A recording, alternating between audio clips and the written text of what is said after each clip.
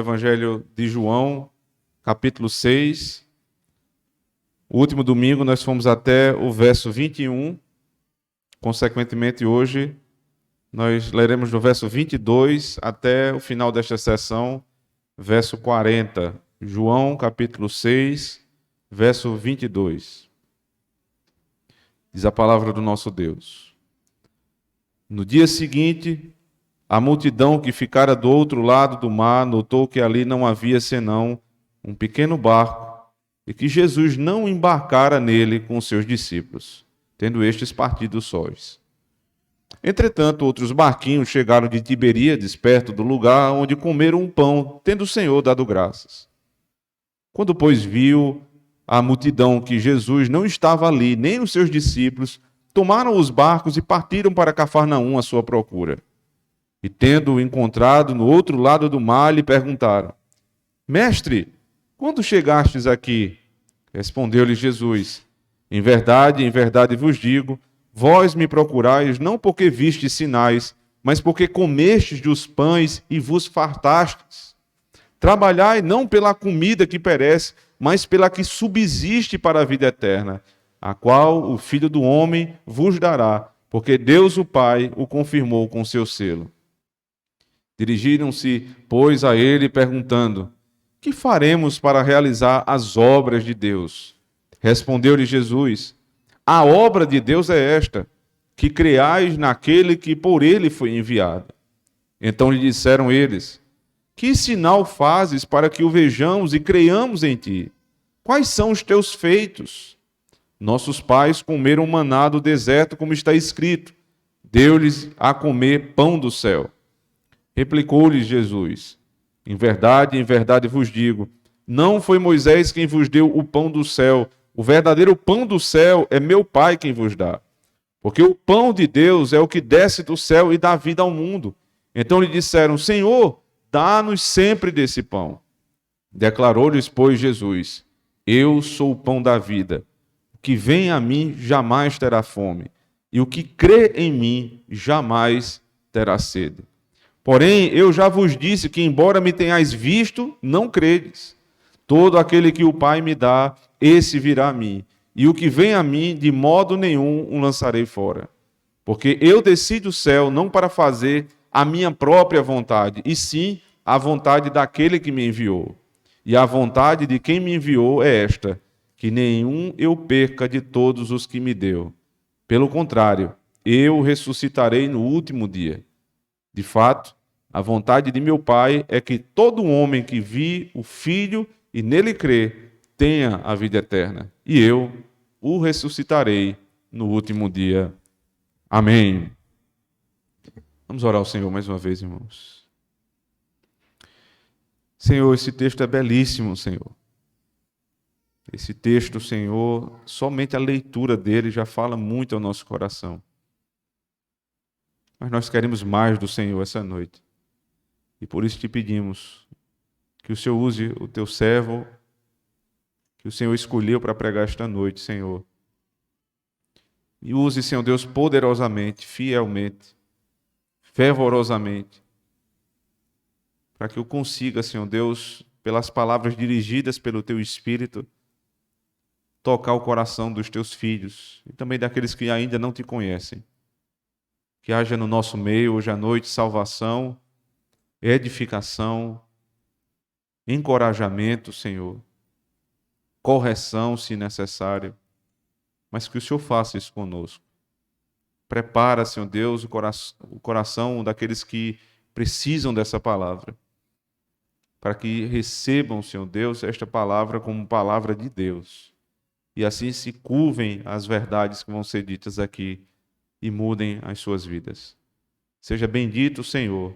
Fala-nos essa noite, porque os teus servos te ouvem. Amém. Pelo que você trabalha? Qual é o motivo que lhe faz acordar cedo na segunda-feira para passar um dia inteiro se esforçando, trabalhando? Qual é o sentido que isso tem para a sua vida? Qual é a finalidade que o trabalho tem na sua vida? Eu sei que você pode estar pensando que isso é uma pergunta óbvia. Ah, pastor, eu trabalho para poder pagar minhas contas. Né? Na nossa época, a gente diz, eu trabalho para pagar boleto. Os boletos estão esperando, eu não tenho que trabalhar. É óbvio. Nós temos essa resposta na ponta da língua. Todos nós temos essa resposta na ponta da língua. Porque todos têm os seus próprios compromissos. Mas não é esta única resposta que eu espero que vocês tenham na ponta da língua. Porque se o único motivo pelo qual nós trabalhamos é pagar a conta, então o que nos difere no trabalho dos ímpios? Porque os ímpios também acordam cedo na segunda-feira para trabalhar e pagar a conta. Então, o trabalho do crente é o mesmo trabalho do ímpio, daquele que desconhece a Deus. Tem alguma coisa errada aqui. Porque, veja, os descrentes também se casam, mas o casamento deles não tem o mesmo propósito do nosso. Nós casamos para dividir a vida com alguém que tem a mesma fé.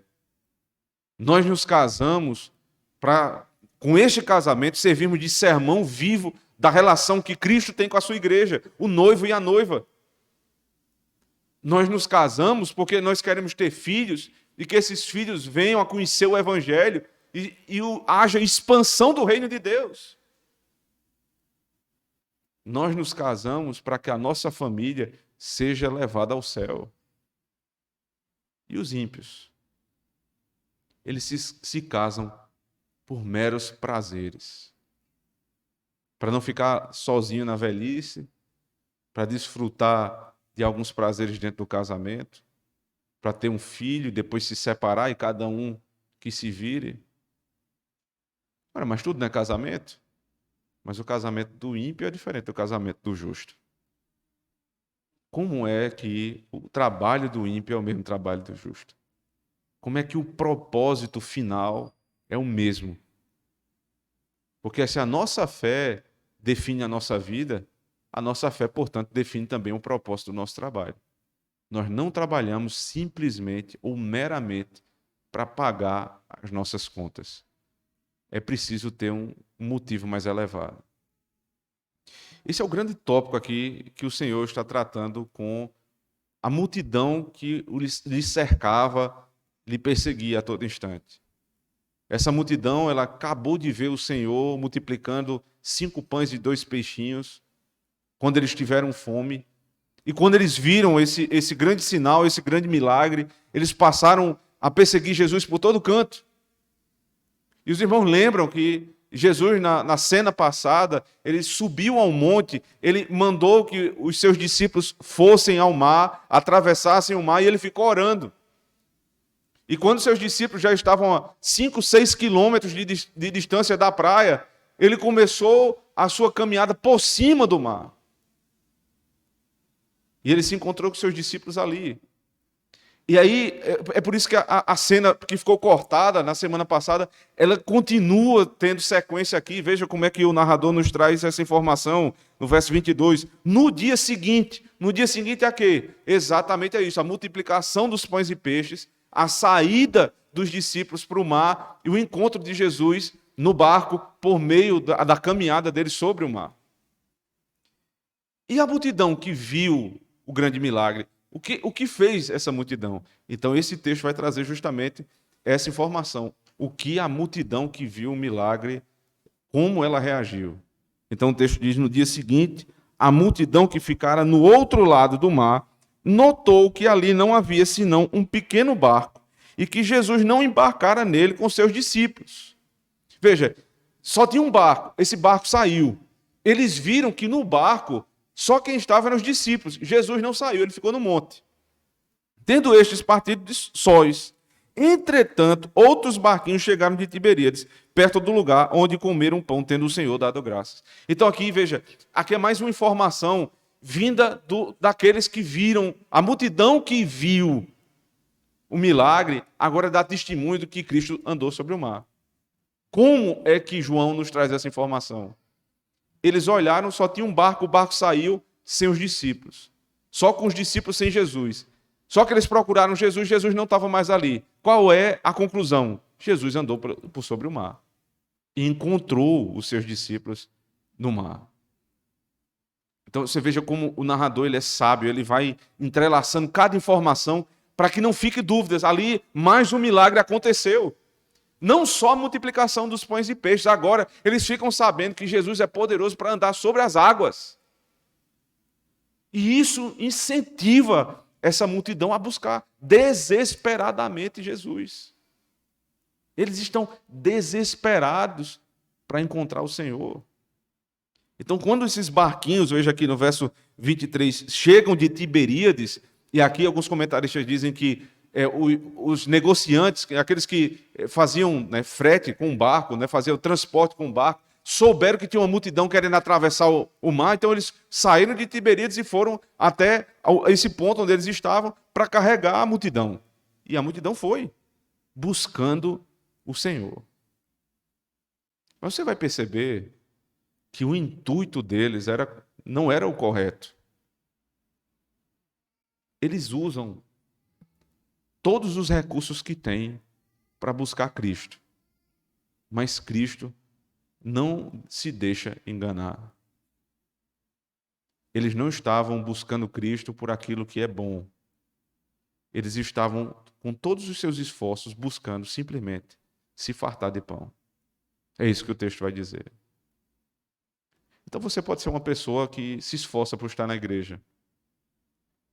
É um crente fiel, é um crente frequente na igreja, fiel no sentido de estar sempre no meio do povo, cumprir com suas obrigações, buscar, aparentemente estar buscando Cristo.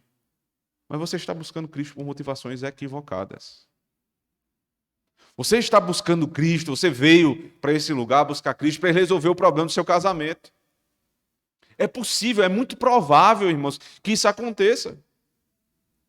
E você buscar Cristo para simplesmente resolver o problema da sua casa. Problema do seu namoro, ou da falta de namoro. O problema da falta do emprego. O problema da falta de amigos. São coisas terrenas, irmãos, que Deus pode nos dar, mas que elas vão ser tratadas aqui à luz da Escritura para que você perceba que estas coisas menores precisam servir a propósitos eternos. Que as coisas passageiras dessa vida que o Senhor nos dá só nos servem de verdade se elas tiverem propósitos com vistas à eternidade. Me chama a atenção também aqui no verso 23, uma expressão que ele usa para se referir ao lugar que Jesus fez aquele milagre da multiplicação dos pães e peixes. Ele diz assim: perto do lugar onde comeram o pão, tendo o Senhor dado graças. Normalmente, especialmente quem tem uma visão materialista das coisas, descreveria essa cena da seguinte maneira: perto do lugar onde o Senhor deu muitos pães e muitos peixes. João não chama atenção disso. Ele diz, é perto do lugar onde o Senhor deu graças. Porque ele está fazendo aqui um paralelo entre a visão correta a respeito do milagre e a visão equivocada. Qual é a visão correta? O lugar onde o Senhor manifestou contentamento. Qual é a visão equivocada? Verso 41. Observe que não está dentro da sessão de hoje, mas está dentro do contexto geral. Murmuravam, pois, dele os judeus, porque dissera, eu sou o pão que desce do céu. Murmuravam. Eles viram o milagre da multiplicação, eles comeram pão a fartar, eles foram provas vivas que o Senhor tem poder para andar sobre o mar. Mas sabe qual foi a reação desse povo? Murmuração. Esse é o contraponto com o lugar em que o Senhor deu graças. Quando Deus abençoa a nossa casa, irmãos, quando o Senhor nos dá pão a fartar, por exemplo, quando Ele dá emprego, quando Ele sustenta a nossa família, quando Ele não permite que nada nos falte, qual é a reação que nós temos? E aqui independe de ser pouco ou muito. Eu não sei a quantidade de pão que o Senhor te deu. Eu não sei o tamanho da sua casa, eu não sei a sua conta bancária, como ela se encontra atualmente. Isso não importa. O que importa é se você tem um coração grato ou não. Porque se você tem um coração grato, quando você se senta à mesa, comendo filé mignon, picanha argentina ou carne de terceira, você se senta e diz: este é o lugar onde eu devo dar graças. Aqui o Senhor demonstra o seu cuidado com a minha vida, porque pouco ou muito nós temos. Aqui se cumpre a promessa do Senhor, que diz na sua palavra: eu nunca vi um justo mendigar o pão. A palavra pão, irmãos, é tudo aquilo que é necessário para sustentar a nossa vida. Então, se você tem saúde, se você tem condições de trabalhar, e se você tem um pão na sua casa, você não tem direito de reclamar. Ou você vai estar do lado dos que murmuram. E quantas vezes, irmãos, quantas vezes essa expressão aparece na Escritura? E sempre, pode perceber, sempre está entrelaçado com o pão. O Senhor deu pão no deserto, ele murmurava. Nós vamos passar a vida inteira comendo maná. Esse pão vil, eles disseram exatamente isso. Esse é um pão vil. O maná é descrito como uma das iguarias mais saborosas quando Deus deu. Mas quando o povo não queria mais comer maná, chamaram o maná de pão vil. Nós fazemos isso, irmãos, com a casa que temos, com a esposa que temos, com o marido que vocês têm, com os filhos que nós temos. Este filho vil só me dá dor de cabeça. Essa mulher pega no meu pé. Esse homem não dá aquilo que eu preciso. Deixa eu dizer uma coisa, você não está murmurando contra seu marido, não. Você não está reclamando dos seus filhos, não. Você está reclamando de Deus que deu aquele filho, aquela esposa ou aquele marido. É grave, irmãos. A nossa murmuração é algo muito grave. Porque não é murmurar contra o outro, é murmurar contra Deus. Vocês se lembram quando Adão foi pego em flagrante delito, né? Colocando nesses termos? Qual foi a reação dele? O Senhor disse: Adão, você comeu do fruto que eu disse que não comesse? Ele disse: foi a mulher que o Senhor me deu. O que é que Adão quis dizer com isso?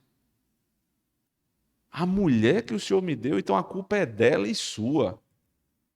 Eu estava muito bem no jardim, estava tudo indo bem. O Senhor inventou de me dar essa mulher, olha o problema. A culpa é sua. Quando você repete esse discurso, você demonstra que é filho de Adão. João olhou pela perspectiva correta. Este é o lugar que o Senhor deu graças. Não foi o lugar que ele deu o pão a fartar. Foi o lugar que ele deu graças. Eu espero que você amanhã, irmãos, ou se possível ainda hoje, quando você for ter uma refeição com a sua família, seja uma refeição rebuscada ou cuscuz com ovo, dê graças a Deus. Não só pelo pão, mas olhe para a sua mesa, irmãos. Você tem uma mesa. Você tem vida. Olhe para o seu redor, você deve ter uma esposa, filhos. Você quer mais o que da vida? Leia o Salmo 128, bem-aventurado o homem que tem a roda da mesa, os seus filhos, a sua esposa. Esse é o feliz, esse é o rico. Não seja murmurador. O texto continua no verso 24, dizendo: quando, pois, viu a multidão que Jesus não estava ali, nem os seus discípulos, tomaram os barcos e partiram para Cafarnaum à sua procura. E tendo encontrado no outro lado do mar, perguntaram: mestre, quando chegaste aqui? É o desespero deles. Eles vão por todo lugar, procuram o Senhor. Quando eles encontram, a palavra lá no original é Rabi, mestre. Isso é um título que era utilizado para os grandes sábios da época. Então, eles aplicaram isso a Cristo. Rabi. É bom, né, ser tratado assim. É muito bom quando você tem uma posição e alguém lhe chama doutor, reverendo. Mas o que está por trás disso? É exatamente isso que o Senhor vai revelar. Mestre. Veja, se eu sou mestre, então o meu ensino é recebido por vocês. Vamos ver se vocês vão receber agora. Jesus agora vai testar se realmente eles eram discípulos ou não. Observe. Verso 26. Respondeu-lhe Jesus: em verdade vos digo, vós me procurais não porque vistes sinais, mas porque comestes dos pães e vos fartastes. A pergunta não foi essa. A pergunta foi só uma: como é que o senhor chegou aqui? Eles estavam desconfiados que ele teve outro caminho que não foi o normal. Mas o Senhor se apega à forma como eles o trataram. Mestre. Ele diz: vocês não aprenderam nada ainda. Vocês não aprenderam. Vós me procurais porque vistes sinais. Não porque vistes sinais, mas porque comeste dos pães e vos fartastes. Interessante, esse verbo fartar aqui, no grego ele é utilizado muitas vezes para a forma de um animal se alimentar. Ele come até não aguentar mais. Isso é se fartar. Ou seja, vocês se comeram como animais. Como um bicho, né? A gente diz assim. Comi feito um bicho. Foi por isso que vocês me procuraram. Ninguém engana o Senhor. Eu vim para ouvir a pregação. Será? Ou vocês vieram para receber mais de coisas terrenas do Senhor? O Senhor vai consertar agora essa visão, né, com a visão correta a respeito do trabalho. Verso 27. Trabalhai não pela comida que perece, mas pela que subsiste para a vida eterna, a qual o Filho do Homem vos dará, porque Deus o Pai o confirmou com seu selo. Veja, o problema não é o trabalho. O problema é a motivação pela qual vocês estão trabalhando. Jesus disse: eu reconheço o esforço de vocês. Eu reconheço que vocês têm me buscado. Mas o motivo pelo qual vocês estão me buscando é errado. E esse é um problema de você prometer para alguém que está chegando na igreja aquilo que você não pode dar. Se você promete para alguém, né, vá para a minha igreja que lá você vai receber tais e tais coisas, você está gerando expectativa na pessoa que não pode ser confirmada, porque não está dentro da jurisdição da igreja fazer estas coisas, resolver os problemas na tua vida. Não é para isso que a igreja existe. A igreja existe para pregar o evangelho, para reunir os crentes em santa assembleia, para visitar os enfermos, para ajudar o necessitado. Para isso a igreja sobrevive e vive até hoje, para expandir o reino. Não é para resolver problema. A igreja não é uma ONG. Por conta do evangelho, nós ajudamos o necessitado. Porque Deus foi generoso conosco, então nós somos generosos com os outros. Porque o Senhor nos acudiu na nossa aflição, então nós acudimos o outro na aflição dele. Mas isso não é o cerne da igreja. A igreja existe para pregar a palavra e para edificar os crentes com ela, na congregação dos justos. Então, esse é o motivo pelo qual a igreja trabalha. E você trabalha por quê? Pelo que você tem saído de casa para trabalhar? Nós já vimos que não pode ser simplesmente para pagar a conta. Mas você diz assim, veja, olha como a gente é astucioso. Não, eu saio de casa todo dia para dar mais conforto à minha família. Isso é um motivo lícito. É justo, é necessário, mas nem sempre é verdadeiro. Porque se isso for verdadeiro, preste atenção, se o meu foco é trabalhar para dar conforto à minha família, que ela precisa, quem vai desfrutar do conforto? Eu com minha família. Mas se chega o ponto de eu trabalhar e não ter nenhum momento para desfrutar com minha família, então está revelado o verdadeiro motivo. Você não quer conforto para a sua família, porque não faz sentido se matar de trabalhar e nunca ter um momento de ficar em casa. Se revela aí o verdadeiro motivo. É vaidade. É pura vaidade. Eu não estou dizendo que você tem que ter muito tempo, né? Todos os dias, horas e horas para estar com sua família, porque senão você não vai crescer profissionalmente. É impossível. Um homem não vai desenvolver o seu negócio, a sua profissão, se ele não se dedicar horas e horas. Mas ele precisa ter tempo para desfrutar com a sua casa, se o objetivo verdadeiro é o conforto da sua família. Ah, mas eu preciso, pastor, o senhor não sabe, não. Eu preciso pagar as contas de casa, por exemplo, a educação dos filhos é caro. Ah, então você está dizendo que vale a pena, né, você passar muito tempo fora de casa para terceirizar a educação dos teus filhos para uma escola, depois, quando sai da escola, para o curso de inglês, sai do curso de inglês, vai para a natação, sai da natação, fica com uma babá em casa, e quando você chega, você está morto, você só quer deitar e dormir, e alguém tem que botar a sua criança para dormir, porque você não tem condições. Você entende, irmãos?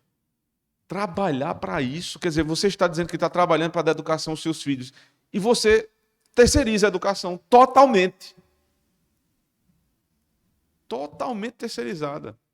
Antes, em gerações passadas, os filhos passavam, sei lá, 4 horas num colégio e voltavam para casa. Mas agora é tanta coisa para eles fazerem que eles passam um dia inteiro fora de casa. E a desculpa é: eu estou trabalhando para poder sustentar minha casa, para dar educação aos meus filhos. E aí você pergunta: e como é que está a educação dos seus filhos? Você não tem nem como responder, porque você não tem tempo para ficar com seus filhos.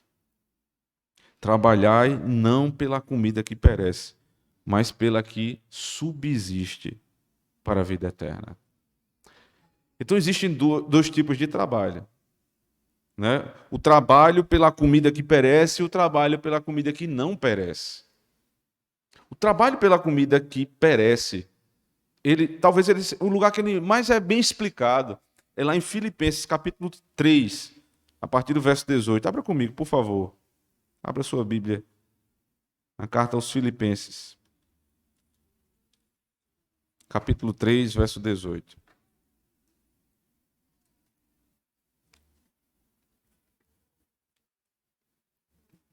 Pois muitos andam entre nós, dos quais repetidas vezes eu vos dizia, e agora vos digo, até chorando, que são inimigos da cruz de Cristo. Preste atenção.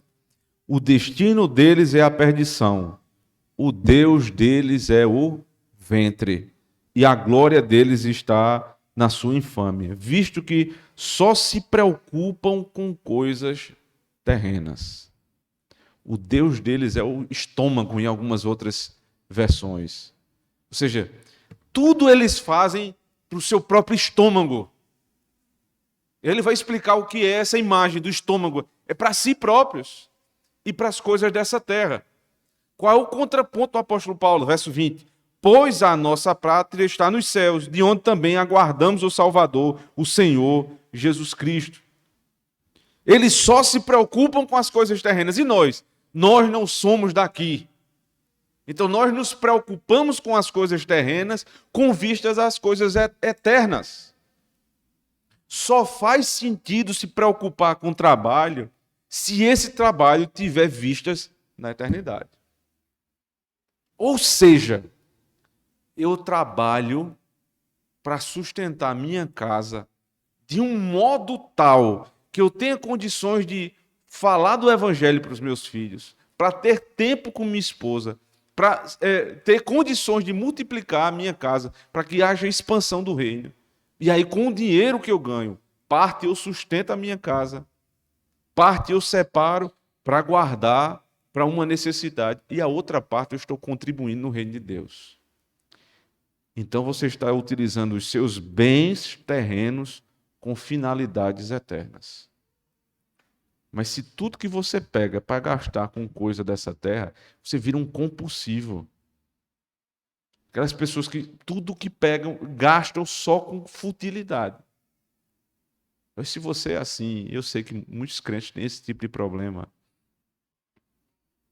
É um problema sério no processo de santificação. Não é fácil, não.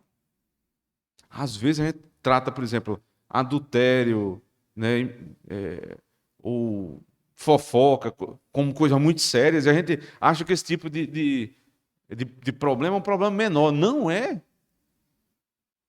Não é. Isso é um problema de idolatria, porque o texto diz aqui, o Deus deles é o ventre. Você não aprendeu ainda o que é o Evangelho. O Evangelho nos diz que o nosso Deus não é o nosso próprio ventre. O nosso Deus nos ensina a amar ao teu próximo como a ti mesmo. Então eu trabalho para a minha casa, para a casa de Deus e para o necessitado. E na minha casa, eu não me preocupo primeiro comigo, eu me preocupo com minha esposa, com meus filhos.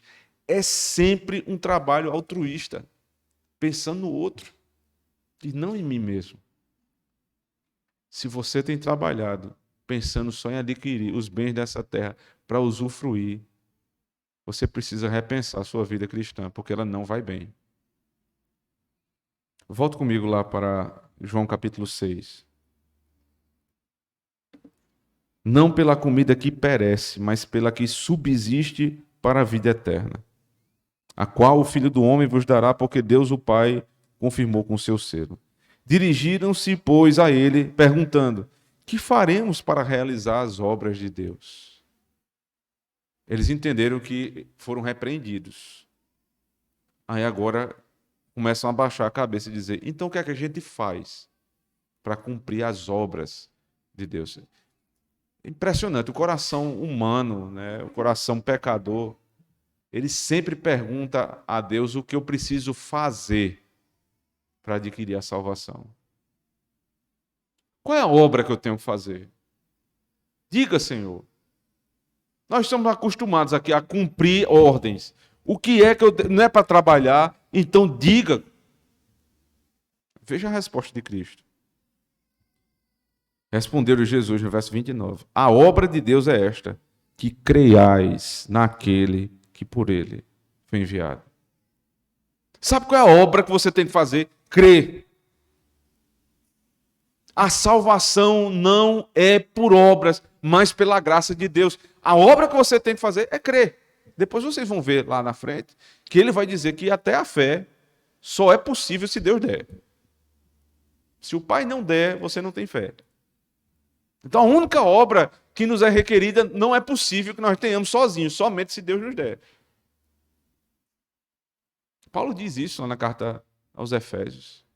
Porque a fé é dom de Deus. Então você não tem como trabalhar. Agora você desarmou.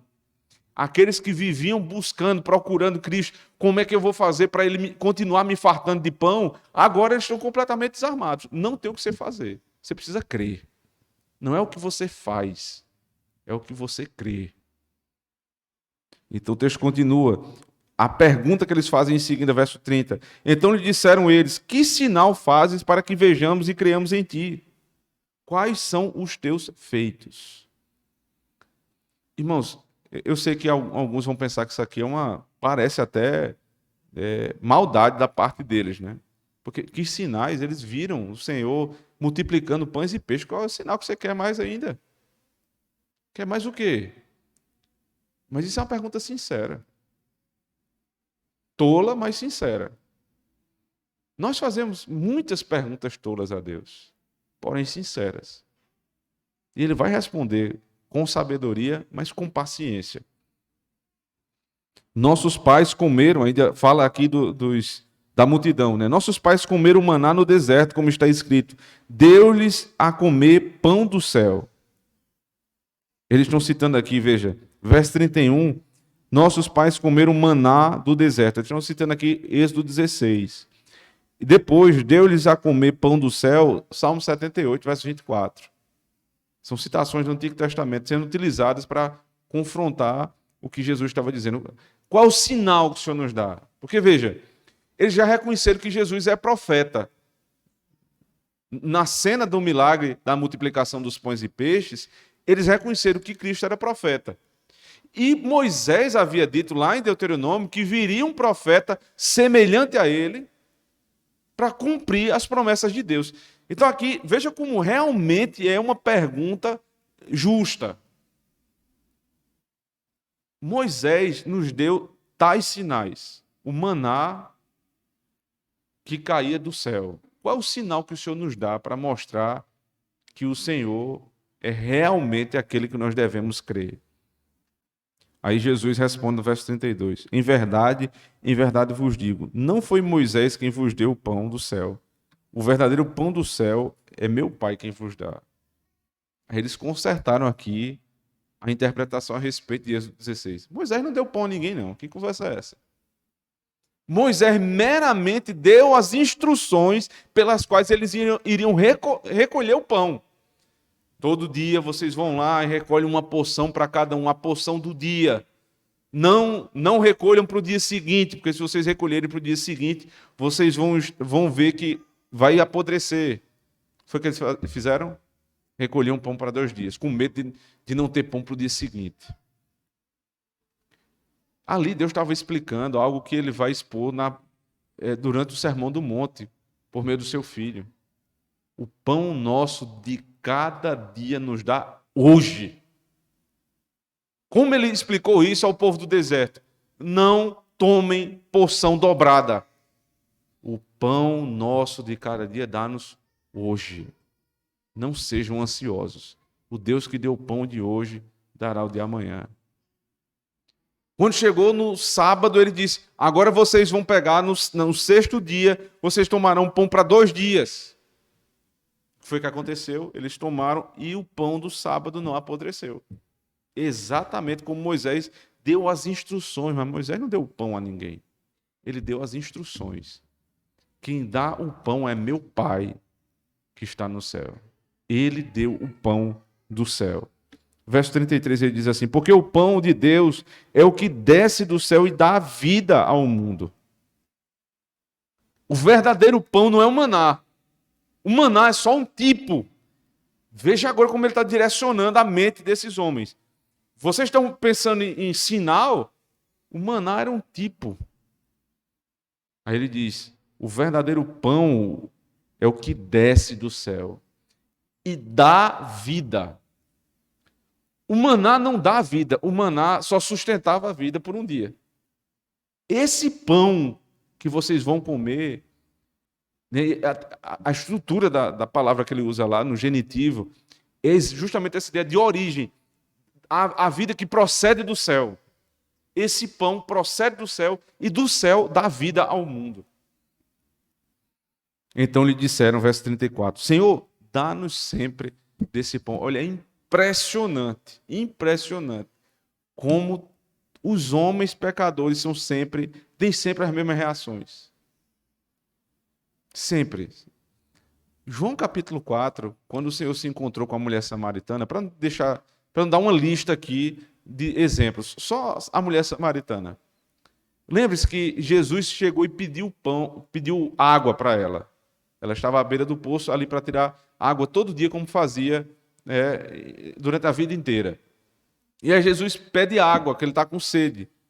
E ela começa um diálogo ali com o Senhor, e o Senhor diz, se você soubesse, você me pediria água e eu te daria a água da vida.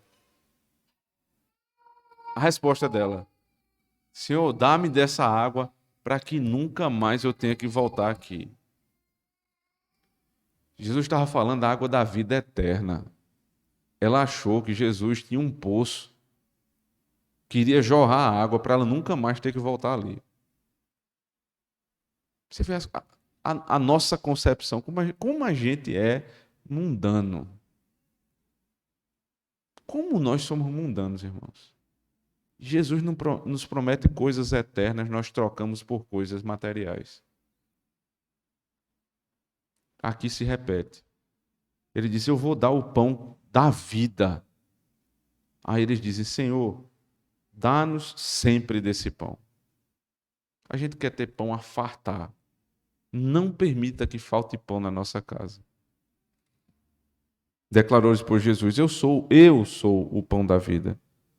O que vem a mim jamais terá fome, e o que crê em mim jamais terá sede. Mais uma vez ele conserta. Dá-nos o pão para que a gente coma a fartar. Ele diz: aquele que vem a mim jamais terá fome, e o que crê. Aqui ele está colocando em paralelo. O que vem é o que crê. O que vem nunca tem fome. O que crê nunca tem sede. Eu sou verdadeira comida. Eu sou a verdadeira bebida. Se nós temos pão todo dia, irmãos, graças a Deus por isso. Mas o problema desse pão da terra é porque você come e com 2 horas você está com fome de novo. Aí você tem que ir lá e comer de novo. E você come e depois está com fome de novo. E depois está com fome de novo. Jesus diz: eu sou o pão da vida. Se você comer de mim, você vai ser verdadeiramente satisfeito. Se você beber de mim, você será verdadeiramente satisfeito. Sabe quem ele é? Ele é o bom pastor. O Senhor é meu pastor. Nada me faltará. Ele está se revelando aqui como exatamente aquele bom pastor do Salmo 23. E veja que no Salmo 23 o texto diz: o Senhor é meu pastor, nada me faltará. Deitar-me faz em verdes pastos, guia-me pelas veredas da justiça, por amor ao teu nome. E aí depois ele diz: ainda que eu ande pelo o vale da sombra da morte. Mas peraí, ele não disse que nada vai me faltar? Como é que eu estou no vale da sombra da morte? Porque o que não nos falta é a presença dele. Ele diz lá no texto: ainda que eu ande pelo vale da sombra da morte, não temerei mal nenhum. Por quê? Porque tu estás comigo. É possível que mesmo que você coma do pão da vida e você beba da água da vida e você trabalhe, se mate de trabalhar, chega o dia que falta alguma coisa na sua casa. É bem provável, inclusive. E você já deve ter percebido que isso acontece. Falta paz. Falta compreensão. Falta sabedoria na hora de falar. Falta paciência para ouvir. Falta o dinheiro para pagar o boleto. E você precisa se lembrar: ainda que tudo me falte, Ele não me faltará. Meu irmão, existem pessoas que têm na conta bancária tanto dinheiro, tanto dinheiro, tanto dinheiro, que não falta. Se ele parar de trabalhar hoje, ele passa o resto da vida. Mas eles não têm Cristo. E essas pessoas que não têm Cristo, eles têm um problema sério, porque eles nunca estão satisfeitos. Eles olham para a conta bancária. Qualquer pessoa em sã consciência diria: está tranquilo. Eles têm medo. Porque tudo que esses homens têm é dinheiro. O crente mais humilde desta igreja é mais rico do que o homem mais rico dessa cidade sem Cristo. Eu estou dizendo isso não para que você se glorie na sua pobreza, mas é para que você se contente na sua posição. Não importa, meu irmão. Onde você estiver, você precisa ser contente. E aí, partindo para o fim, o Senhor diz: eu sou o pão da vida, o que vem a mim jamais terá fome, o que crê em mim jamais terá sede. Porém, eu já vos disse que, embora me tenhais visto, não credes. Todo aquele que o Pai me dá, esse virá a mim. E o que vem a mim, de modo nenhum lançarei fora. Porque eu desci do céu não para fazer a minha própria vontade, e sim a vontade daquele que me enviou. E a vontade de quem me enviou é esta: que nenhum eu perca de todos os que me deu. Pelo contrário, eu ressuscitarei no último dia. De fato, a vontade de meu Pai é que todo homem que viu o Filho e nele crê tenha a vida eterna, e eu o ressuscitarei no último dia. Ele disse: a obra de Deus é que creiam. Aí agora ele diz no verso 37: todo aquele que o Pai me dá, esse virá a mim. O que vem a mim, de modo nenhum o lançarei fora. Então, você precisa crer. Mas você só crê se o Pai der essa pessoa a Cristo. Como é que eu entendo isso, né? Como é que eu tenho que crer, mas eu não posso crer se o Pai não me der a Cristo? É difícil. Mas uma vez eu vi uma ilustração que eu achei muito interessante. Um homem ia passando por uma rua da cidade e ele viu numa casa, em cima da porta, uma placa: vinde a mim, todos os que estáis cansados e sobrecarregados, eu vos aliviarei. E era uma pessoa que estava com o coração pesado, a vida destruída. Quando ele viu aquela placa, ele disse: eu vou. E ele foi, ele disse: eu vou tomar essa decisão para a minha vida, eu quero essa promessa para mim. E ele entrou pela porta daquela placa, onde tinha aquela placa. E quando ele entrou, olhou para trás, em cima da porta, por dentro, tinha esse versículo. Exatamente esse versículo. Todo aquele que o Pai me dá, esse virá a mim. Ele disse: eu tomei a decisão. Porque a oferta do Evangelho é assim: venham. E aí, quando você vem, você percebe: não fui eu, foi o Senhor que me trouxe aqui. Na hora que você está para se converter ali, você diz: não fui eu que tomei a decisão. E de fato foi. Mas depois você percebe como tudo aquilo era obra de Deus. E aí vem uma promessa final para aqueles que creem que Cristo é o pão da vida, que recebem Ele crendo. Ele diz: todo aquele que meu Pai me dá, esse virá a mim. E o que vem a mim, de modo nenhum lançarei fora. Ninguém nunca foi a Cristo verdadeiramente para ele rejeitá-lo. Ninguém até hoje. Todos ele recebe. E os que são recebidos, ele diz, verso 39, e a vontade de quem me enviou é esta: que nenhum eu perca de todos que me deu. Eu acho interessante esse jogo de palavras, né? Nenhum eu perca de todos que me deu. E depois ele diz: eu o ressuscitarei no último dia. De fato, a vontade de meu Pai é que todo homem que viu o Filho do Homem nele crer tenha a vida eterna, e eu o ressuscitarei. Você percebe que ele faz um jogo entre plural e singular, toda hora. O que ele está dizendo aqui é o seguinte: eu vim para salvar um povo. Todo aqui é todo o povo de Deus. Eu vim para salvar a coletividade dos homens que creem em Cristo. Mas como se dá essa salvação? Um por um. Eu o ressuscitarei. Um por um. Você não vem para Cristo na coletividade, você vem para Cristo na sua individualidade. Cada um dará conta da sua própria alma diante de Deus. Cada um.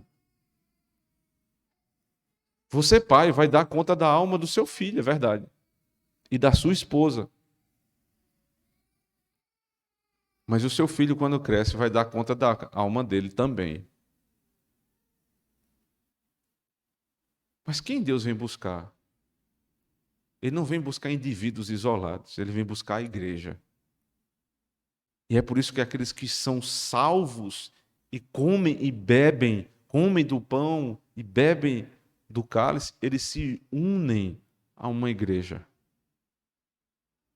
Porque os indivíduos que são salvos, eles participam da coletividade da igreja do Senhor. É por isso que é importante estar arrolado em uma igreja local. Porque o Deus que salva indivíduo por indivíduo vai vir buscar um povo. E Ele quer esse povo reunido. E Ele diz ainda: eu não vou perder nenhum dos que o Pai me deu. Isso é segurança. Nenhum vai se perder. Já imaginou isso? Você pode ficar tranquilo. Nenhum dos teus filhos vai se perder. Você pode ficar tranquilo. Se você comeu do pão e bebeu do cálice, você não vai se perder. Se for verdadeiro, não se perde. Então, por que alguns um dia já passaram por nosso meio e já não estão? Porque trabalharam pelas coisas desse mundo. Por que as pessoas deixam Cristo, irmãos? Porque elas esperaram que Cristo desse em coisas terrenas. E quando isso é negado, eles saem por aquela porta ali. Só fica quem realmente quer que o Senhor os abençoe com coisas terrenas, com vistas espirituais. Porque alguém que prova das coisas de Deus, que passa tempo no nosso meio, que desfruta dos prazeres da igreja, como é que alguém pode deixar Cristo? Só tem uma resposta. O Deus deles é o ventre. E a única coisa que eles querem é gozar dos prazeres terrenos. Porque nunca conheceram Cristo. Nunca se fartaram dele. Mas nós, irmãos, que permanecemos em Cristo, nós sempre vamos ter aquela expressão: este é o lugar que damos graças a Deus. Porque aqui o Senhor nos farta de pão. Aqui o nosso cálice transborda. E não há nada que nos falte, se Cristo é o nosso pão e o nosso cálice. Amém. Vamos orar ao Senhor, irmãos. Obrigado, Senhor. Porque ainda que nós tenhamos falta de muita coisa, porque temos o Senhor, nada nós sentimos falta. Ainda, Senhor Deus, que muitos aqui no nosso meio possam saber, Senhor Deus, que a sua vida ainda precisa de muitas coisas desse mundo para se tornar um pouco mais confortável. O Senhor tem nos dado um coração contente. E se por algum momento nós fomos murmuradores, Senhor Deus, nos perdoe. Se algum momento nós reclamamos de algo, Senhor Deus, como se fosse motivo de reclamar do Senhor, nos perdoe. Nós só temos que agradecer, porque o pão da vida nos foi dado. E nada mais pode nos ser acrescentado se Cristo é o nosso Senhor. Abençoe as nossas famílias, abençoe as nossas casas. Abençoe, Senhor Deus, os nossos filhos, nossas esposas. Obrigado, Senhor Deus, porque temos a esposa que o Senhor nos deu. Porque as irmãs têm os maridos que o Senhor deu. Porque nós temos os filhos que o Senhor nos deu. Nós não queremos outros, Senhor. Nós queremos esses. Nós não queremos reclamar do Senhor. Nós queremos nos contentar com tudo que o Senhor nos deu. Dá-nos um coração grato, ó Deus das nossas vidas. O pão que desceu do céu nos basta. Em Cristo nós te oramos. Amém.